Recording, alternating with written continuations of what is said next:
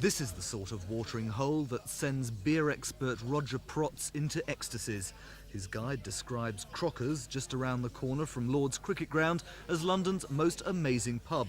He loves the architecture, the real ale, the food, the atmosphere. But it's like a Cunard liner, really. Marble everywhere, great sweeping staircases, very good beer and marvellous food. It is a throwback to what the old British inn and tavern used to be, offering everything that you can think of that is good in life. Good beer, good food and a good welcome.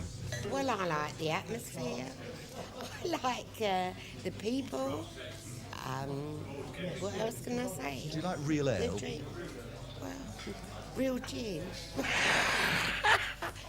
You might have guessed that Roger Protz is a bit of a traditionalist when it comes to pubs, so it'll come as no surprise that he's less than keen on some examples of the new generation.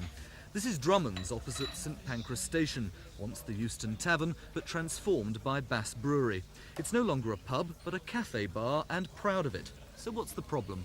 I mean, it's perfectly pleasant, but it's not a pub. By anybody's definition, this is not a pub. It is a young person's place. There is no draft beer in the place at all. Well, you say it's a young person's pub, but then what's the matter with that? There are young people around, they like this sort of thing. Yes, I want to see young people in my pubs, but I'd also like them to welcome me into their pubs. I feel somewhat out of kilter here, that I'm not really at home here. And I think a pub should be open to everybody, regardless of their age. CAMRA, the Campaign for Real Ale, is saying that the traditional pub is at threat and that the brewers are tending to turn them into this sort of place. Would you like to see that happening? Well, yes, I would.